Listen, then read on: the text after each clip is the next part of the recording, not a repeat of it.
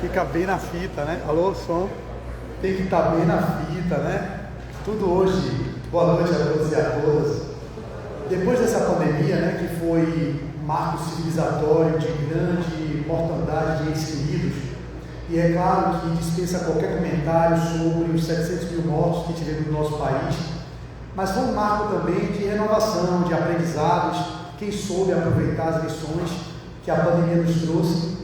E um desses legados foi a tecnologia a serviço da informação de boa qualidade, os centros espíritas se reinventando, a Casa do Caminho durante todo o período tentando fazer as transmissões ao vivo pelo Instagram, pelo YouTube, do qual eu tive o privilégio de algumas vezes participar durante a pandemia, de forma remota, sentindo saudade de estar aqui nessa casa, nesse salão doutrinário repleto de pessoas, nessa noite de terça-feira, que me parece que é o dia mais cheio aqui. Eu venho quarta de tarde, eu venho sábado de tarde, eu venho terça, mas as terças me parece que é o dia que tem mais público, né? Os dois pavimentos com pessoas sentadas no segundo andar também. Então é uma alegria imensa, e a tecnologia é esse recurso que ficou. Então, antes eu nem me preocupava tanto em transmitir, mas o hábito do cachimbo deixa a boca torta. E minha boca se entortou, mas se entortou por uma coisa que eu acho que foi positiva, porque as palestras de muitos amigos que moram nos estados, em outras regiões do interior, não podem ter acesso, e com isso a gente disponibiliza no canal do Instagram, eu faço pelo Instagram, depois eu posto no meu canal do YouTube, e a palestra fica lá. Até que as casas espíritas, algumas já estão fazendo a forma híbrida, né? A palestra presencial, mas ao mesmo tempo sendo reproduzida para as pessoas que não podem estar aqui. Isso é um ganho evolutivo, inequívoco. A FEEP, por exemplo, a Federação Espírita do Estado da Bahia, onde eu estou há 22 anos, todas as segundas-feiras, com André Luiz Peixinho e Leonora Peixinho, meus dois referenciais desses 22 anos de aprendizados, de crescimentos espirituais, morais, intelectuais. Eles faziam palestras lá, gente, toda segunda, para 20, 30 pessoas no salão doutrinário. Era um público que frequentava todas as segundas, 20, 30, chegava a 40. Hoje o Peixinho está fazendo a live ao vivo, dia de segunda, já atinge 400, 500 pessoas no ao vivo, sem falar que aquela palestra vai ficar disponível por um tempo, de qualquer tempo, você pode revisitar a palestra e poder ter mais informações que nos edifiquem, que nos transformem e que nos levem para mais. Eu fico feliz em ver algumas pessoas conhecidas aqui na plenária, já vi Maurício ali, já vi Fernanda, já vi Débora, uma querida amiga, que me emprestou o celular, porque na minha velhice, na minha senectude, como caminhando por 50 anos, ano que vem eu faço 50 anos, meio século, não é brincadeira não, meio século de existência, é um negócio que antigamente você já era velho, com 50 anos, hoje em dia ele chega a 80, 90, 100 anos. E eu realmente, quando vejo que a presbiopia, né, que na verdade é o braço curto, que ele fica curto o braço, o problema não são os olhos, é o braço que está curto. Aí você tem que estar muito perto e não dá, está curto, aí você tem que afastar.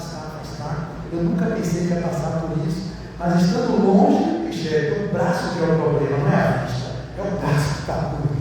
Então essa síndrome do braço curto já chegou até a mim há alguns anos, uns 2 anos, eu venho lutando e consigo ler, mas quando não tem uma luminosidade adequada, meu irmão, já foi. Eu leio o livro miúdo, tranquilamente, tendo luz, mas não teve luz.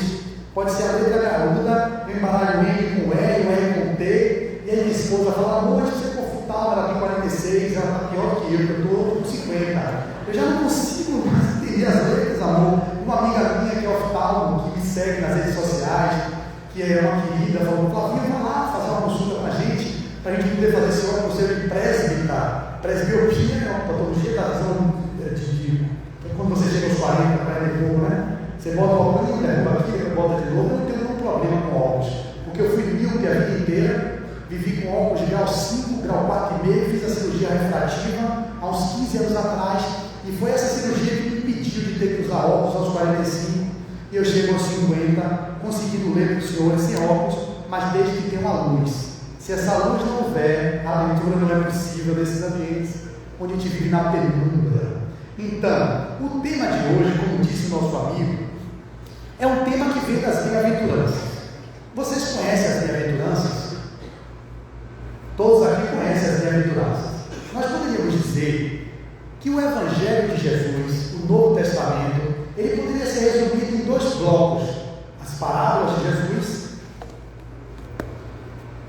que é um livro de Caibás Dutra, que tem aqui as parábolas e os ensinamentos dele, e as bem-aventuranças.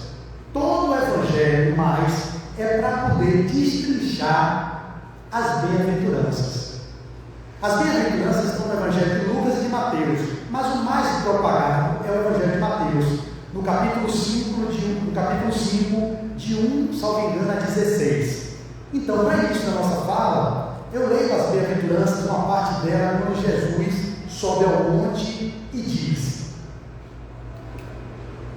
vendo Jesus a multidão, subiu ao monte depois de se ter sentado, aproximaram-se seus discípulos e ele começou a ensiná-los, dizendo: bem-aventurados os humildes de espírito, porque deles é o reino dos céus. Bem-aventurados os que choram, porque eles serão consolados. Bem-aventurados os mansos, porque eles herdarão a terra. Bem-aventurados os que têm fome e sede de justiça, porque eles serão fartos. Bem-aventurados os misericordiosos, porque eles alcançarão misericórdia. Bem-aventurados os limpos de coração, porque eles verão a Deus. Bem-aventurados os pacificadores, porque eles serão chamados filhos de Deus. Bem-aventurados os que têm sido perseguidos por causa da justiça, porque deles é o reino dos céus. Bem-aventurados sois quando vos injuriarem, vos perseguirem e mentindo disserem todo mal contra vós por minha causa.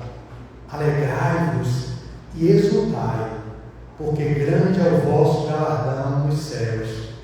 Pois assim perseguiram aos profetas que existiram antes de vós.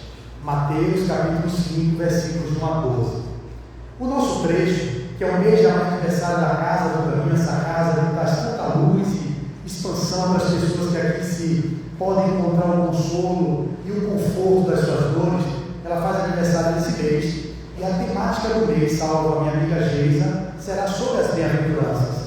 Cada expositor deve falar de uma delas, e alguns outros devem falar, talvez, 2 vezes ou melhor. Eu falo desse tema e outro falará também. E vocês tenham que vir para todos, porque quanto mais, melhor nesse caso aqui, se afogar no Evangelho, é algo que certamente não vai trazer malefício nenhum para vocês. Então o nosso de hoje ficou com o versículo 6 desse capítulo 5, que é: bem-aventurados os que têm fome e sede de justiça, porque eles serão fartos. Eu vou ser sincero a vocês, eu nunca falei dessa bem-aventurança, nunca. Eu acho que de todas as outras eu já fiz alguma exposição. Essa eu nunca falei. Ela é uma bem-aventurança que não é tão propagada, porque é um equívoco na sua interpretação, pela parte do que leem no primeiro momento, acham que Jesus está falando da justiça humana, essa justiça que pune, condena, executa a pena, essa que os homens impõem à sociedade, que são extremamente importantes para que a sociedade funcione da forma que funciona, porque senão seria uma barbárie. Se mesmo com o judiciário tendo que exercer seu papel, e do executivo fazer a execução, o legislativo de legislar, nós vivemos essa balbúrdia, essa confusão civilizatória no planeta, e no Brasil em particular. Imagine se não tivesse a justiça humana, que pudesse fazer uma contenção desse movimento, do ímpeto de todos nós sermos desenfreadamente liberados para fazermos o que quisermos, e sem nenhuma punibilidade. Óbvio que viveríamos o caos, viveríamos uma barbárie. E são tempos sombrios, meus irmãos. É preciso uma plenária dessa repleta, independentemente da visão ideológica de quem quer que seja, porque sabemos que existem pessoas no movimento espírita, no movimento católico, no movimento budista, que têm ideologias contrárias, mesmo que sejam todos espíritas, mesmo que sejam católicos, mesmo que sejam budistas. E isso é rico, porque é na diversidade que a gente pode construir a nossa evolução. É no contraditório que nós podemos nos aprimorar intelecto e moralmente. O que não é, na verdade, os discursos de violência contra o outro que pensa diferente de nós. Esse não é o lugar de uma civilização do século XXI. Mas, infelizmente, nós estamos passando por isso. E eu faço essa introdução para trazer a consciência de que faz-se necessário um movimento de mergulho para dentro, uma reflexão profunda, porque nosso país, o Brasil, que é o coração do mundo, é a pátria do Evangelho, passa por um movimento de estertor. Nós estamos estertorando. O planeta Terra vivencia a iminência de uma grande guerra mundial, a terceira grande guerra mundial, como beirando nas portas de uma guerra nuclear real. Não estou aqui fazendo um discurso pessimista, mas é real, trazendo medo para toda a comunidade que passou pelo medo da pandemia do coronavírus. Bem, não saímos da pandemia, já entramos nessa guerra e as pessoas não aprendem. Nós continuamos numa barbárie civilizatória, odiando-nos uns aos outros, discriminando-nos uns aos outros, matando uns aos outros, e todo reflexo dessa guerra externa é fruto da guerra que cada um de nós travamos no nosso mundo íntimo. Eu travo as minhas batalhas existenciais. O amigo que me apresentou vive o mesmo. Todos nós passamos pelo calvário da dor, do sofrimento, mas o nosso movimento que nos une é o Evangelho do Cristo para nós cristãos que somos e que vemos as brigas fratricidas entre irmãos cristãos, de qualquer denominação que ela seja. Protestante é cristão, espírita é cristão, católico é cristão. Nós somos um país que é cristão, na sua grande maioria, com outros que são budistas, que são candomblecistas, que são da Umbanda, com todo respeito à diversidade religiosa. Nós deveríamos convergir no que deveria ser o ideal maior que o Cristo que nos deu, que é amarmos uns aos outros como Ele nos amou, mas precisando para isso amarmos a nós mesmos, para que consigamos ter a capacidade de amar quem está fora. Mas nós não fazemos esse trabalho do cultivo ao amor próprio, não ao amor egóico, e por isso que é necessária a justiça dos homens para colocar contenção nesse movimento de alma que é de rebeldia, de primarismo, que faz o nosso cenário político, o nosso cenário no Brasil estar do jeito que está. O pedido que eu faço, independente de quem vocês escolham como governante que vai estar a partir do dia 1º de janeiro do ano que vem liderando nossa nação, nosso país, é que vocês vibrem, se perderem o grupo A ou o grupo B, por aquele que assumir, para que a gente tenha pacificação no nosso país. Não importa, não adianta o outro assumir, a gente ficar na polarização, odiando e fazendo de tudo para que o outro dê errado. A gente tem que orar, porque ele também é um irmão, quem quer que esteja lá, que passa por suas dores, por seus sofrimentos, por suas vicissitudes, e se encontra uma massa, uma turba ensandecida, brincando na base, quem estiver lá não vai ter capacidade de fazer o melhor para quem está na base.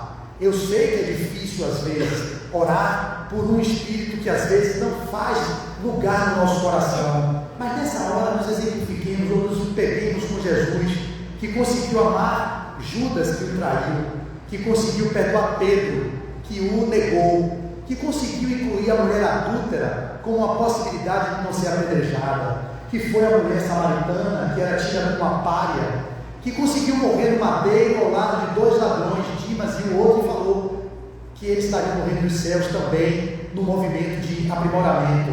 Nos espelhamos nele. É dificílimo, porque ele era puro. Eu não sou puro, nem vocês são puros. A não ser que tenha alguém aqui que seja puro, eu não sei, pode estar aqui Jesus encarnado, né? Mas eu acho difícil. Nessa perspectiva, então, tenhamos esse cuidado. Por favor, vibremos para que nosso país, nosso Brasil, consiga se regenerar. Nós somos o coração do mundo, a pátria do Evangelho, como Humberto de Campos nos falou. Mas para sermos o coração do mundo e a pátria do Evangelho, é preciso que nós nos pacifiquemos. O mundo não se regenera não porque ele não possa, é porque nossos corações ainda não se regenerou. Só há regeneração fora quando houver regeneração no íntimo de cada um de vocês. E quando eu falo de vocês, eu me incluo em primeiro lugar, porque eu falo para mim, eu sou o primeiro que ouço, para que eu possa viver o que eu digo, que eu não vivo, que isso é muito claro, porque eu sempre repito, quanto mais maior o plenário, maior, porque eu me exponho logo com uma massa de muitas pessoas que vão me julgar, me criticar, e vão me detratar, vão me caluniar, e quem não está passível disso? Se Jesus foi caluniado, foi traído, foi crucificado do jeito que foi, que era puro, bom, nunca se maculou, nunca se conspurcou. quem sou eu, Flávio Nery, para não viver o mesmo. O lugar que eu tenho é a resignação ativa, de sempre saber que tudo que me vem, eu posso ter um caminho de aprendizado ou de negação e ir para o menos. Eu procuro sempre tirar lições que me promovam e me levem para o mais. Então, no momento que estamos, oremos. Semana que vem estaremos de novo voltando às urnas. Vão com consciência de quem vocês escolhem para que seja o nosso governador, o nosso presidente, mas num lugar em que, se formos derrotados, o grupo A, o grupo B, não importa, vamos vibrar a partir daquilo, não no ódio, na revolta, na depressão. Eu atendo pacientes, muitos dos meus pacientes estão deprimidos, estão se perdendo, estão brigando dentro de casa, pai com filho, marido com mulher, mãe com filha que quer votar no candidato A e o outro quer votar, ela quer vote no candidato B. Olha o nível de animosidade que a gente encontrou na nossa sociedade. Em meus 50 anos, eu não me lembro na história recente da democracia ter vivido um lugar como o nosso atual cenário que nós vivemos. Então é preciso vigilância, é preciso cuidado, é preciso parcimônia, é preciso ouvir, é preciso ter lugar no coração para incluir as diferenças, incluir os diferentes, porque se nós não fizermos isso, nós estaremos fadados a vivermos um momento de muita delicadeza nos anos vindouros. Guerra, odiosidade, polarizações, pandemias, doenças que voltam, recrudescem.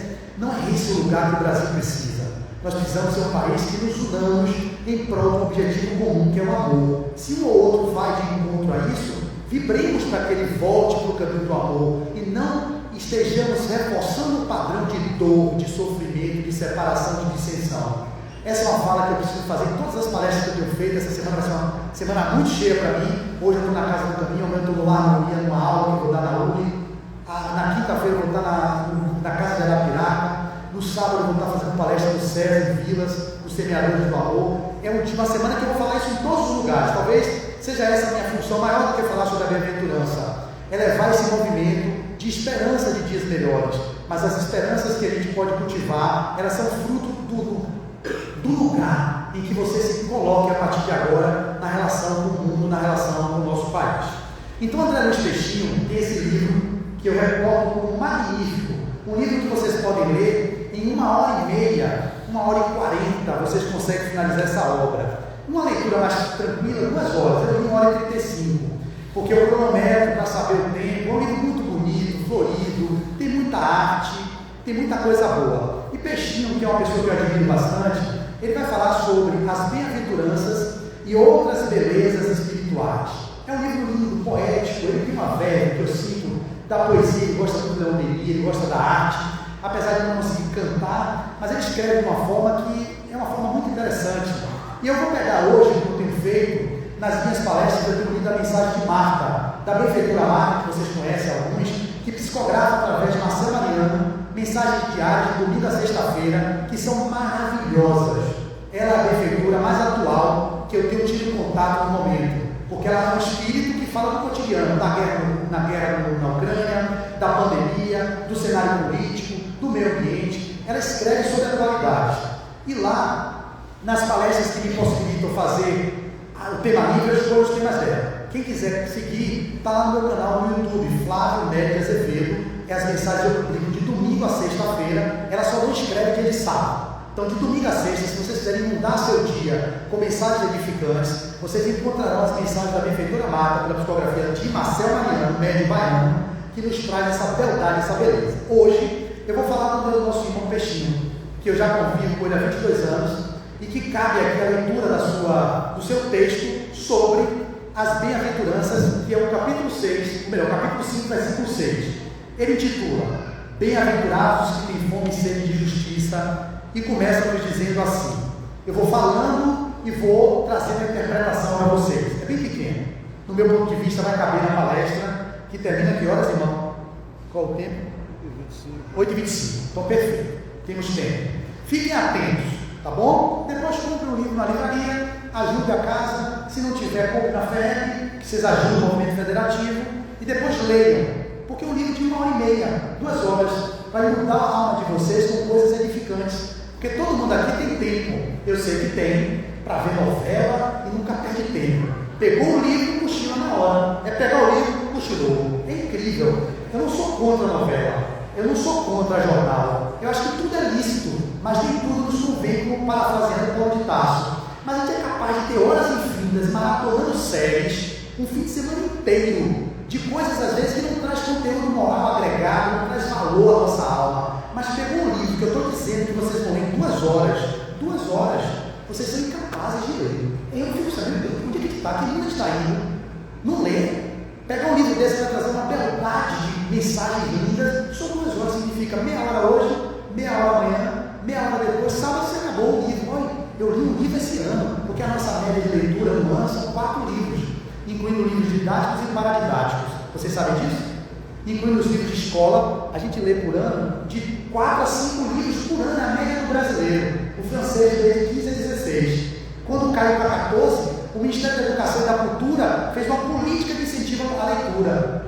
A gente precisa também ter uma cultura da leitura, porque a asa do intelecto, ela antecede a asa da moral. Não há como ter crescimento moral sem ter um crescimento intelectual. Mas o crescimento intelectual não denota crescimento moral. Haja visto que a gente tem no Senado Nacional vários doutores, pós-doutor, pessoas letradas e completamente vinculadas à maldade, a coisas que não promovem a consciência. Então, crescer intelectualmente não quer dizer que cresceu moralmente, mas para crescer moralmente requer um crescimento intelectual. Vocês lembram dos exilados de Capela, que foram exilados de Capela porque cresceram intelectualmente, cientificamente, tecnologicamente, como poucos planetas daquela região, mas tinham lá habitantes que estavam atrasados moralmente hoje no Brasil e no mundo. Esses serão exilados daqui do planeta Terra.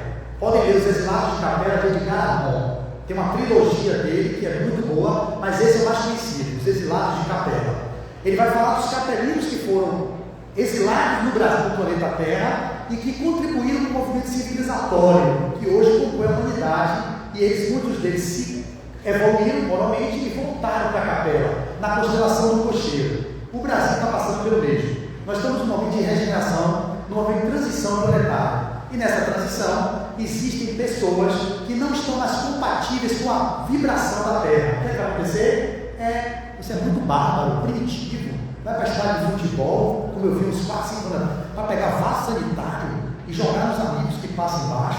Que negócio bárbaro! Eu não vi aquilo, que barbárie! Que grau de odiosidade é essa? O cara pega um vaso sanitário, arrancar e pegar aquela porcelana do andar de cima, ver o irmão embaixo e joga na cabeça. Esses aí não reencarnam mais aqui. Eles vão arder no mar do inferno. Isso aqui é brincadeira. Não vão arder no mar do inferno, não. Eles vão ser exilados para planetas compatíveis com o primarismo dele para ajudar a evolução lá. Mas aqui não vai ter mais espaço para essa gente, não. Que vai para estar toda nas emissoras de futebol, que é o lugar que a gente tem mais assim público, com barra de ferro, ficar dando porrada no outro, que chega a sequelar o outro e deixa com paralisia, tetraplégico. Que grau de primarismo é esse que a gente se encontra em pleno século XXI? Não haverá lugar para esses espíritos na Terra. Então esses aí serão exilados, como os exilados de Capela outrora foram para o planeta Terra, e que depois que evoluíram moralmente, eles voltaram a habitar o planeta de origem dele. Aqui é a mesma coisa. Deus não vai castigar ninguém, Deus ama, Ele exila, vai dizer, olha menino, você está muito bruto, que braveza é essa, jogando vaso sanitário nos outros, é um negócio primitivo, irmão, porque estão encarados no meio de nós, vocês não sabem, godos, visigodos, astrogodos, hunos, espíritos da barbárie, daquela época da invasão do Império Romano, que eles estão no plano espiritual, e o benfeitor, o nosso querido Mestre Jesus, está oportunizando o retorno deles, que vem encarnando ao longo dos séculos. Só que uns encarnam e não se comprometem com o caminho da regeneração. Automaticamente, se vocês não sabem, nós estamos no segundo degrau da escala evolutiva, mundos primitivos, mundos de provas e expiações, passando para mundos regeneradores. Para a gente regenerar o planeta, tem que regenerar o coração da gente. Se esse povo está aqui e não está se regenerando, está jogando vaso sanitário nos outros, dando paulada na cabeça com barra de ferro no irmão, de torcida oposta, não dá para voltar. Jesus não tem mais tempo. A Terra precisa se regenerar. Ele fala assim, olha não, vamos supor que ele morreu, né? Num acidente, olha, você não volta para a Terra mais não. Como assim? Já temos muita chance, você tem mais de 500 séculos encarnando e reencarnando, e a barbárie está em você. Ah, Jesus, mas não pedi mais não. Agora você vai encarnar no planeta X, que está aqui do lado, que é bem primitivozinho. Lá você vai se degladiar com espíritos bem atrasados, que às vezes estão no estágio de primarismo, antropófagos comendo carne humana, para vocês verem o que é o inferno. Esse é o verdadeiro inferno. Ele já tem a tecnologia do WhatsApp, já tem avião, você já tem trem, já tem metrô, tem um monte de coisa. Você vai para um planeta desse, atrasado, você vai contribuir com o progresso lá. Porque ninguém retrograda. Ele vai levar a bagagem que ele trouxe daqui, mas bárbaro, às vezes é intelectual, um doutor, mas está jogando vaso sanitário nos outros. Não importa. Esquartejando mulher e botando uma mala. Você já viu isso também. Não importa. Pegando a pessoa e jogando no rio e amarrando uma pedra. Não importa. São pessoas que estão na barbárie. Esses serão exilados daqui, porque os que vão encarnando nessa geração nova têm um propósito de contribuir com o progresso civilizatório. Então nós outros que estejamos entrando nessa faixa, vamos nos ajustando, vamos nos conectando com o Cristo, com o Evangelho, devagarzinho. Não precisa ser perfeito não. Continuaremos no nosso grau de primarismo, com besteiras, cometendo equívocos, delitos. Isso faz parte. Nós não somos puros, mas não dá para estar nesse grau de barbárie, que às vezes causa muitos danos à civilização, quando não a indivíduos em particular, causa danos à comunidade. Então, o Peixinho vai trazer a seguinte reflexão sobre essa bem-aventurança que eu vou ler para os senhores. Ele diz assim: o crepúsculo que se veste de dourado ecoa a promessa tranquilizadora. Bem-aventurados os que têm fome e sede de justiça, porque serão saciados. Anuncia-se um tempo em que os homens não precisarão clamar, ressentidos, contra os desprezos do mundo, as injustiças dos poderosos, as agressões dos violentos, as inviolências dos prepostos governamentais e as lentidões dos servidores do judiciário, as ingratidões dos assistidos, a soberba dos orgulhosos, a falta de sensibilidade dos cuidadores, a empáfia dos poucos. Há agora um vislumbre de dias esperançosos. O cotidiano da existência, isso aqui ele está fazendo como se fosse uma linguagem metafórica, poética. Ao final vocês perceberão.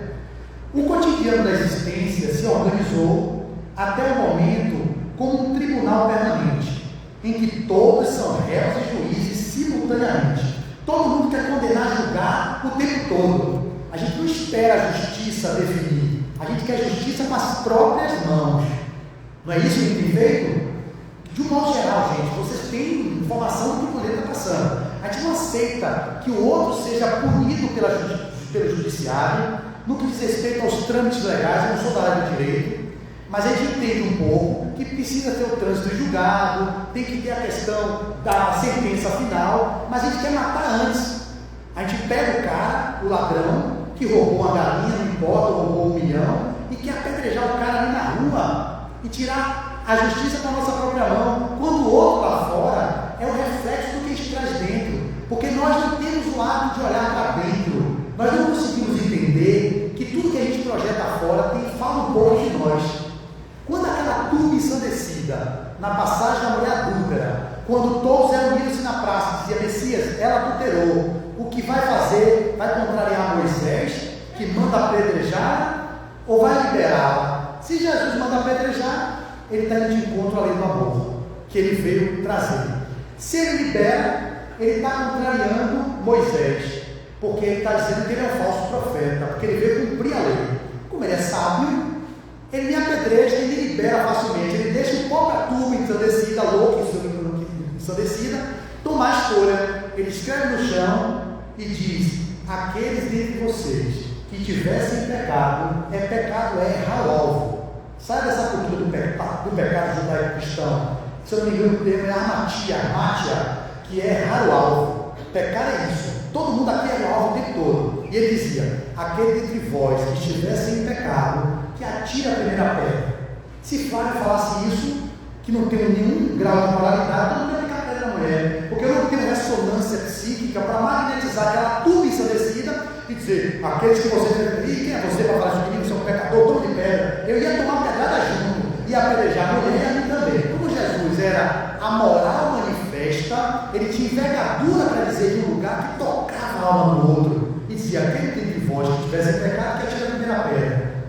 Diz os escritores espiritualistas que ele começava a escrever no chão, isso não está no Evangelho, cada um dos equívocos de cada um deles. Você já fez isso, você traz uma mulher, você bate na mãe, e aí o pessoal começou a olhar desde os mais velhos aos mais novos, começaram a sair e ir embora.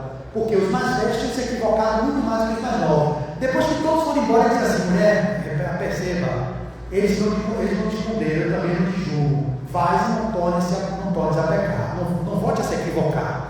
A mulher tem a chance de refazer o seu caminho. Esse é o propósito do Cristo, é o amor, é a chance da renovação dos seres, que ele entende que nós estamos num grau evolutivo muito atrasado. Só que aqueles queriam fazer a justiça com as próprias mãos. Ele queria ali apedrejar a mulher para quê? Para botar em sanha toda a loucura do que eles reprimem. E quando eu falo eles, eu falo de nós. Nós reprimimos o violento que nós temos, o homofóbico, o misógino, o racista. E quando alguém representa isso em alguma instância, a gente se projeta. Quando alguém rouba, você tem vontade de roubar, mas não rouba. Vê o que rouba, se alinha. Em qualquer lugar do que vocês veem fora, é muito do universo do que a gente traz na consciência. Vocês não entendem isso, porque é uma linguagem, talvez, que não é comum no meio de vocês, é uma linguagem psicológica. Carl Gustav Jung, ele vai trazer uma metáfora para que vocês compreendam. Freud, pai da psicanálise, vai dizer que a gente tem como se fosse o id, o ego e o superego. O id é o nosso inconsciente, é o nosso atos primitivo. O ego é essa estrutura de manifestação de relação com a vida. O superego é o sensor, é aquele lugar em nós que fala: olha, não vá por aí não, que fala que é errado, é barril. E Jung traduz uma outra linguagem. Ele vai falar do inconsciente pessoal, do inconsciente coletivo, vai falar do self, que é o si mesmo, que é o espírito imortal que somos. Mas ele traz uma imagem que é muito interessante. Nós somos um verdadeiro oceano. Nesse oceano temos uma rolha. Nós sabemos só, e muitos nem sabem, sobre a rolha, que flutua no oceano do desconhecido que nós somos nós mesmos, e a gente acha que se conhece. Quando a gente nem conhece, imagine você na Atlântica, uma rolha correndo no oceano. E um que chega a dizer isso, que nossa capacidade que temos de entendimento do que a gente é a rolha apenas que a gente consegue devassar um pouco. Alguns temos que nem sabem do que estão vivendo na condição egóica, estão a serviço mesmo da brutalidade e da barbárie. Imagine esse inconsciente profundo, onde tem todos os complexos, as nossas sombras. A gente vive na persona, na aparência daquele que quer mostrar ser bonzinho, civilizado. Meu irmão, tudo bem, muita paz. Chega no centro e diz assim: oh, muita paz. Aí puxa a cabeça, chega ali fora, pega o carro, vai ali assim: diabo, o queixo, sabe, irmão?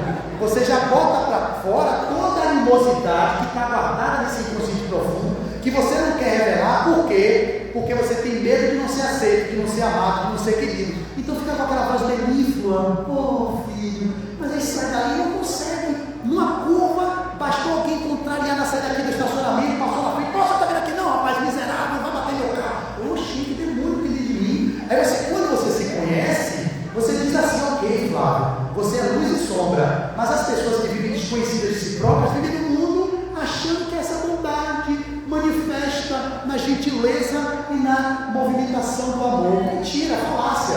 Então, quando a gente tem essas representações externas, como a mulher adúltera, ou com alguma liderança, que nós nos identificamos com aquilo que a sombra dele expressa explicitamente e que está no nosso mundo oculto, a gente se identifica: poxa, eu tenho raiva de preto, eu não gosto de preto, então eu não consigo dizer que a sociedade diz que não é racista, mas é extremamente racista, já que um cara lá fala que não gosta de preto, deixa eu falar com ele. Aí o outro diz: eu gosto de roubar, eu gosto de roubar, mas eu não tenho vontade de roubar, porque se eu roubar, vai dizer que eu não sou pessoa adequada. O outro rouba, mas eu estou colado, porque ele representa o que tem dentro de mim, no que diz respeito à vontade de roubar.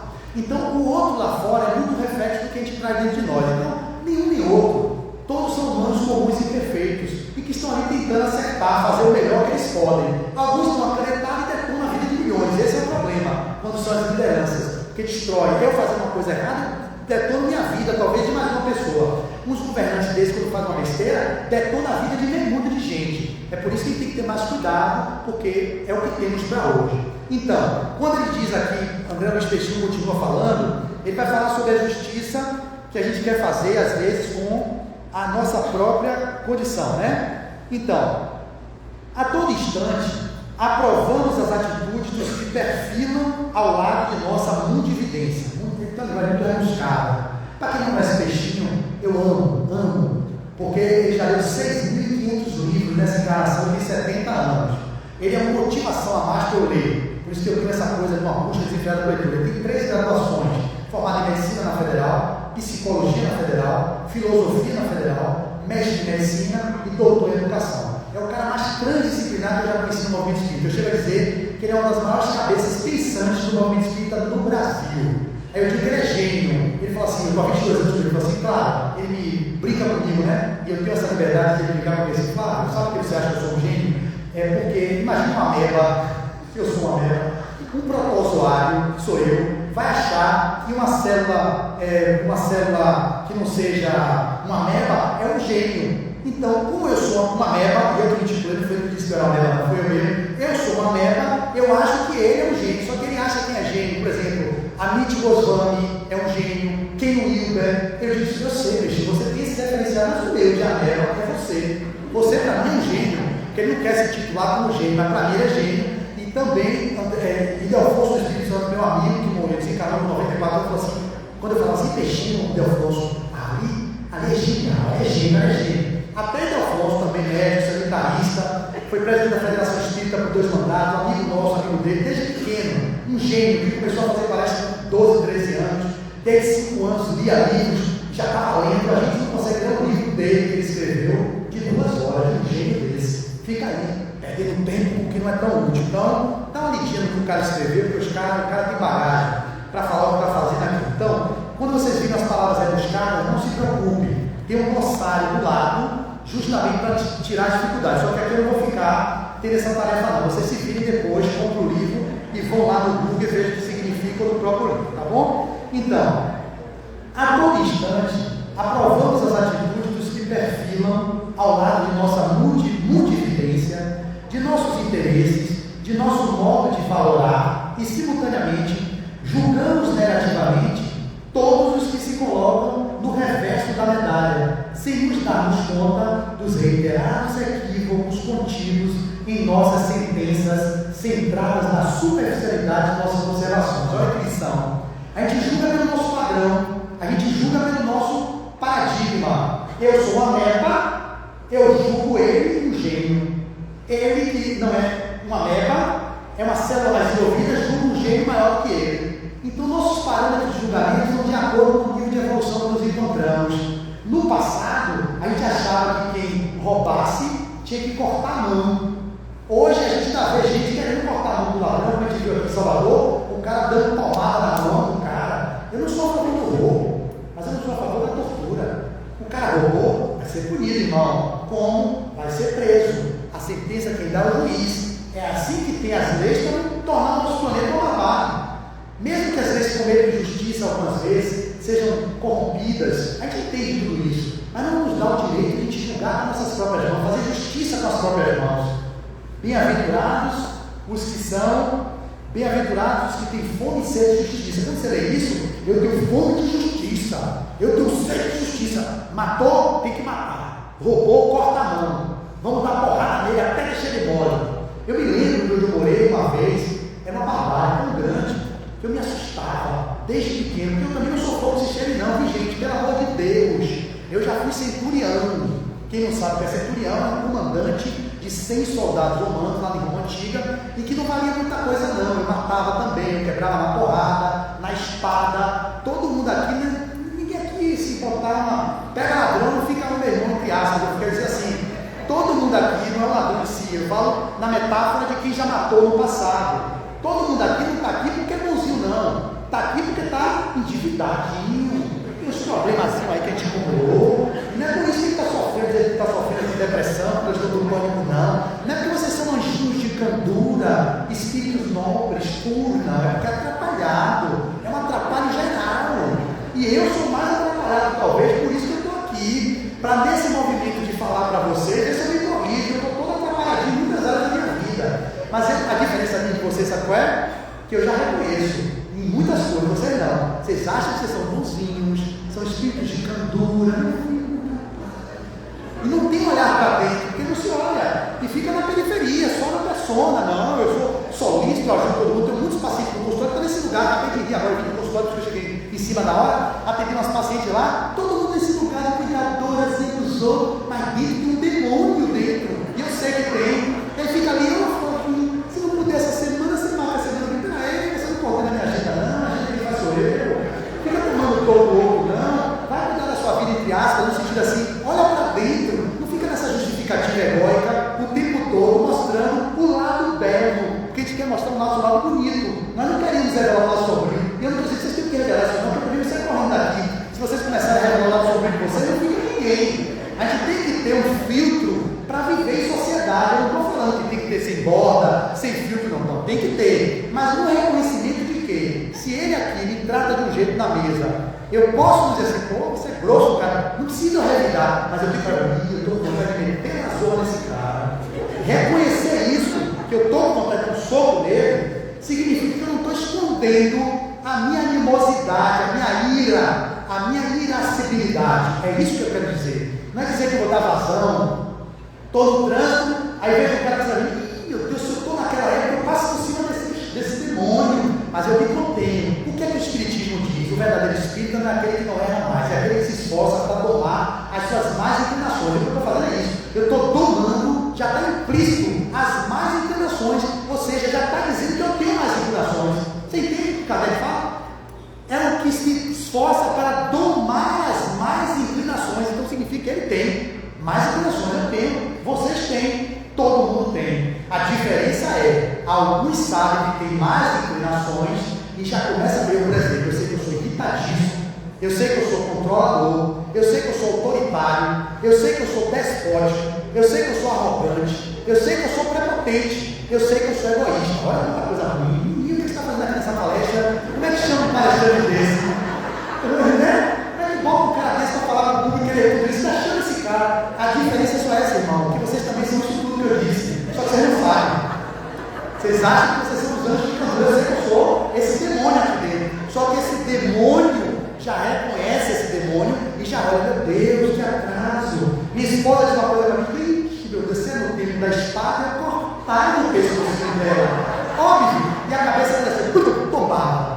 Aí eu vejo aquele ímpeto do ódio me tomar, e eu digo, meu Deus, respira, Flávio. Não acessa o homem velho que matava com a espada como centurião, era porque não cabe mais matar. O outro não. Ela fala, não sou a favor de feliz, pelo amor de Deus, o ímpeto que existe na alma e que você toma a má inclinação, você sai de junto de mim, demônia. Tipo, é uma forma de contornar um conflito maior quando você já está olhando para essas questões. Ele diz assim, amor, você é linda, né? Falou para mim, e dentro de mim, úlcera, gasto, refluxo, dor de cabeça, câncer de mama, dor no braço, sentiu um dormência nessa mão, que diabo é isso? Aí não sabe por quê, a vontade de dar uma tapa, não precisa dar tapa, não estou dizendo que tem que dar, mas reconhecer que existe em você um ódio naquela situação que me acessou, rapaz, se eu estou aqui dando vazão, se eu dar um murro nele, ou nela, mas eu não vou dar, eu não tenho esse movimento em minha alma de brigar, eu sou frouxo como o quê? Sou frouxo, não é de briga,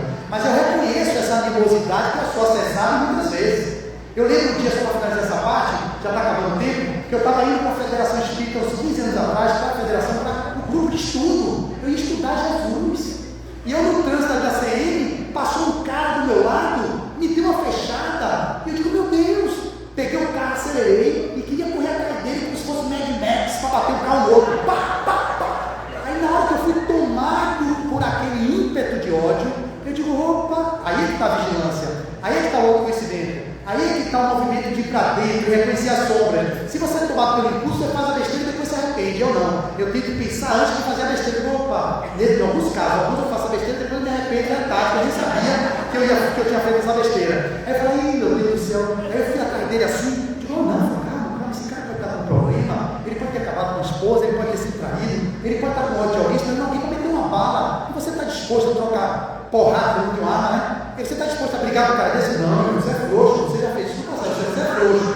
Vá para o seu lugar, recolhe bonitinho, engoliu o choro, entre a minha raiva, como se fosse assim, meu Deus, um homem como eu, ser entupido por esse homem. Aí fui para minha FEB, cheguei lá e peguei a minha palestra assim, e foi a vida, eu podia ter parado a minha vida 15 anos atrás, por um ímpeto de violência que te perde a cabeça e depois se arrepende. Então, nem tomar-se pela raiva, pela ira de fazer, e nem também ficar dizendo que não tem e achando que está de boa e criando doenças no seu próprio corpo, no seu próprio ser. Olhar para dentro requer reconhecer a sombra, integrar ela e fazer um movimento de transmutação para o homem novo que está aí. E Peixoto continua: tornando-nos então partícipes das contendas humanas, sem que o sentimento de justiça se reduza ao longo da história, mesmo após acolharmos as bibliotecas de volumes sobre o tema e governos e sistemas se renovarem ações legais.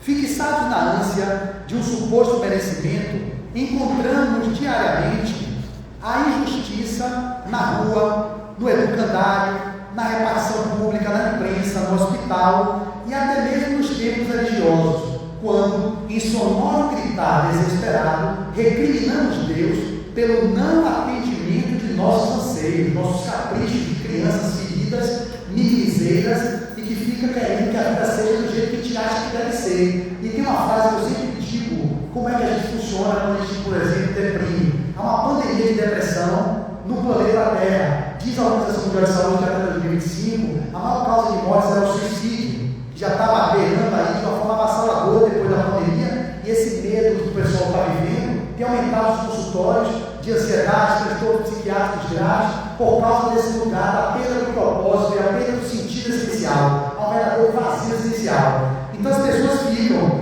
a frase que eu sempre digo com respeito a vocês aqui, que eu sei que tem pessoas que tratam de depressão aqui, eu sei que tem pessoas que procuram na casa um consolo, eu já falei aqui há outros anos, teve depressivos que no final vieram falar comigo, vou falar sobre o meu filho hoje, tem ideação suicida, no final parece que se divertiu tanto, que eu pensei que conversasse um pouco, ele já tentou 3 vezes o menino, eu fiquei feliz com isso, que a mãezinha dele veio até mim, eu brinquei com ele, olha, vamos conversar sobre isso, cara. Mas tem outros que vêm de outro jeito, fala assim, pô, Flávio, o que você disse faz parte dele, eu sinto que eu já tenho esse olhar, que é isso que você disse mesmo na depressão. O outro não, já vem se defender, você não sabe a vida que eu tenho, você não sabe o pai que me fez. Eu não estou questionando a dor que cada um tem enfrentado, eu não estou dizendo sobre isso. Seria uma falta de empatia com a dor humana, eu como terapeuta. É óbvio que eu não vou ter esse olhar, mas a frase que a literatura espírita traz, e os espíritos falam, que as depressões são muitas vezes a rebeldia do espírito, porque não aceitam a vida como ela é. A frase que resume seria essa: como eu não tenho a vida que eu quero, eu não aceito a vida que eu tenho. Vou repetir.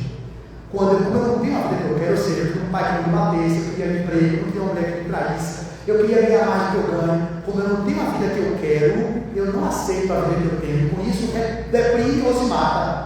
Então, o pano de fundo dessas doenças, normalmente é a chaga da humanidade. Quem sabe que está no livro dos Espíritos, na questão 913, foi a base de todos os vícios que hoje manifestam-se no planeta, o egoísmo. Nós somos egoístas. A diferença é que eu reconheço que eu sou egoísta. E é por ser egoísta que eu estou aqui. Não é porque eu sou altruísta.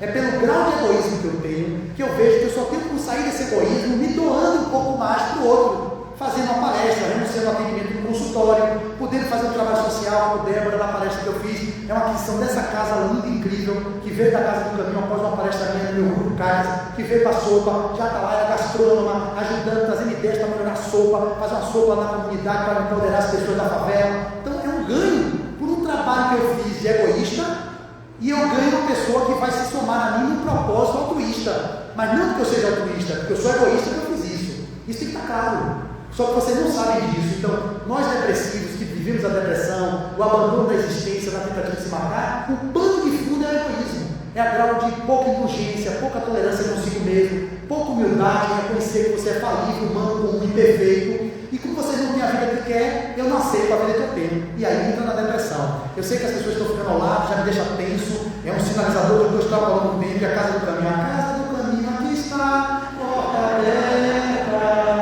A casa do caminho, aqui está, porta aberta. Que música linda, né, gente? Mas deixa eu fechar com Deus, em nome de Jesus. Diga amém. Amém. Amém, irmãos.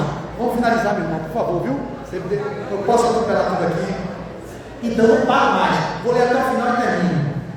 Uma horrível procissão de sentimentos parece dominar o triste mundo. Aqui agora a finalização. A frieza, o orgulho, o desdém, a calúnia, a injúria, o cinismo, o ódio e o egoísmo alimentam a fogueira das ações, desvalorizando a vida, as relações interpessoais e as condições de sobrevivência que se expandem em incêndios devastadores por meio de rebeliões e revoluções, até culminar nas guerras, último ato do teatro da agonia da destruição. Olha o que está aí. Ele escreveu antes da guerra isso aqui, viu, Peixinho, viu? Se não me engano, foi 2019. Do altiplano de onde são anunciadas as boas novas, há, entretanto, uma garantia insuspeita. A da saciedade de fome e sede de justiça está assegurada. Olha o paradigma. É o paradigma do altiplano, da visão de Deus, não da visão dos humanos aqui. De imediato, as mentes mais atiladas e os corações mais angustiados quererão saber como e quando isso ocorrerá. Perguntam se a injustiça da terra desaparecerá algum dia e se isso está próximo. A promessa do Mestre não poderá ser compreendida e vivida se não se considerar que o cântico das bem-aventuranças se dirige ao ser imortal. Esse é o parágrafo que resume tudo. A promessa do Mestre não poderá ser compreendida e vivida se não se considerar que o cântico das bem-aventuranças se dirige ao ser imortal. Porventura haverá justiça real no plano do Espírito, que por vezes se encontra restrito em sua percepção ao corpo efêmero? Não há justiça no campo do Espírito para quem vive apenas a materialidade nesse momento. Por acaso Deus está abandonando o mundo, o homem está abandonado o homem? Não. Por acaso Deus terá abandonado o mundo, o homem e suas querelas, deixando-os entregues à sua própria capacidade de fazer justiça, segundo o seu próprio entendimento? Ou então, ele deixará transcorrer o tempo para exercer a justiça somente na consumição dos erros? E ele termina: ora, um Deus Pai, um Deus Espírito, um Deus Verdade, procedendo assim não mereceria o epíteto de divindade, mas se assemelharia a um caviloso ser, imaginativo e cruel, que ao gerar criaturas, as condenaria ao mundo da ignorância e das verdades relativas, e as colocaria frente a frente nas variadas condições históricas, para que os mais astutos e fortes submetessem os demais a seus caprichos. Eu vou pular e vou para o final, porque está acabando aqui a bateria do meu celular e eu vou terminar junto com o celular, senão eu perco minha live. Tempos virão, ele termina, em que, você lê o resto em casa, tempos virão em que, mais adiantados espiritualmente, compreenderemos as leis da vida e criaremos normas e comportamentos segundo os quais todos estarão empenhados em realizar no mundo o reino dos céus. A civilização atual de provas e expiações, em que prevalece o valor econômico e suas precárias formas de organização social, será meramente uma lembrança de um passado evolutivo. Então, adstritos a viver em consonância com a lei de Deus, reconheceremos a plena justiça que desde sempre atuou na vida do Espírito. Eles estão, portanto, serão saciados. Essa é a mensagem que está no livro de Peixinho, que está no capítulo 5 do Evangelho segundo o Espiritismo, Bem-aventurados os aflitos, que é a recomendação que vocês leiam, e nesse livro lindo e pequeno, chamado Sermão da Montanha, de Humberto Roller, que traz uma forma filosófica de interpretação dessa passagem, que são bem-aventurados os que têm fome e sede de justiça, porque eles serão compensados. Que Jesus abençoe o coração de vocês, que as justiças que vocês façam não sejam a justiça dos homens, e que possam entregar a justiça dos homens o que cabe